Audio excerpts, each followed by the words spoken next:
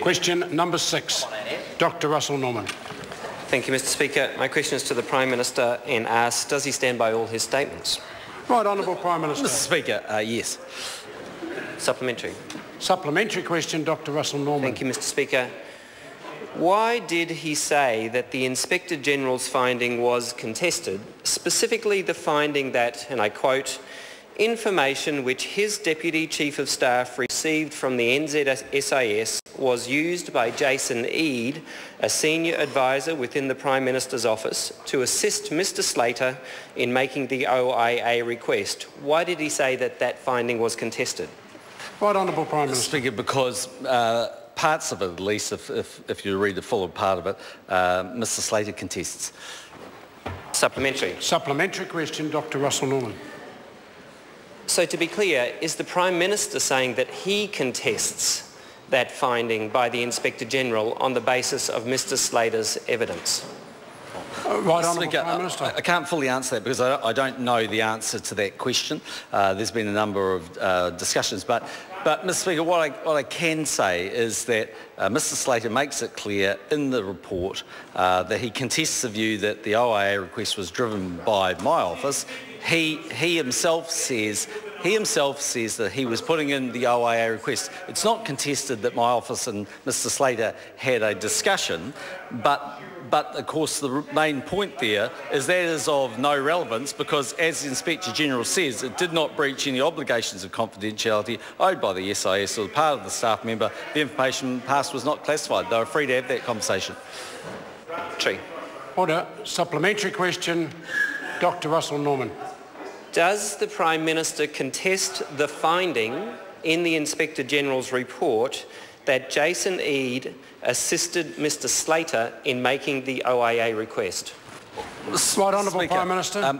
I can't be sure of that. I don't contest that they had a discussion. They obviously had that, and they had a number of discussions, I suspect. But, Mr Speaker, what I do hold the view of is that when Mr Slater said he was putting in an OIA request, I believe that to be right, and that would have been based on the back of the public comments that were made. And the reason I know that is other media did exactly the same thing.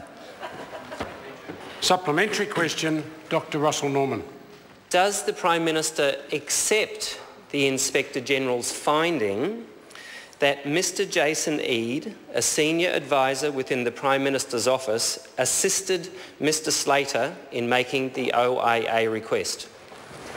Right, Honourable Speaker, Prime Minister. I can't be sure of that because I don't know, but I certainly am strongly of the view that Mr Slater came up with the idea of an OIA request. I certainly accept the view that Mr Slater had a discussion, but I go back to the main point. That was in breach of no protocol, and he was quite free to do that. And actually it's quite standard, I think, for members. I certainly am aware of journalists who have told me that they've rung political staffers and rung ministers and asked them for direction of putting in an OIA request. Supplementary. Supplementary question, Dr. Russell Norman. Does the Prime Minister accept the findings of the Inspector General's report that Mr Jason Eade, working for him in his office, assisted Mr Cameron Slater to prepare the OIA request? Well, Mr. Right, Speaker, Honourable Prime Minister. I accept the findings of the overall report. I can't be party. I wasn't party to the conversation that Mr Eade and Mr Slater had. I'm not contesting they had a conversation. Supplementary. Supplementary question, Dr. Russell Norman. So the Prime Minister does not believe the Inspector General?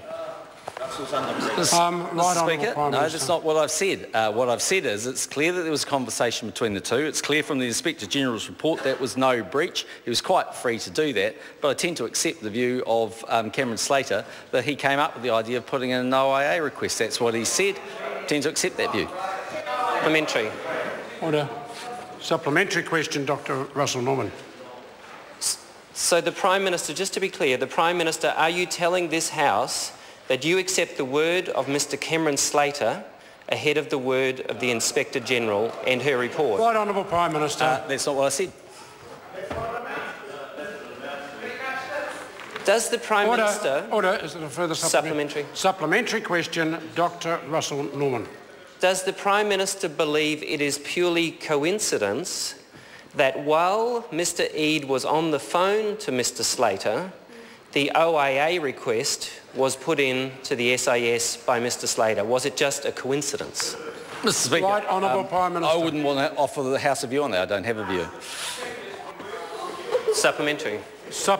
Order. Supplementary question, Dr Russell Norman.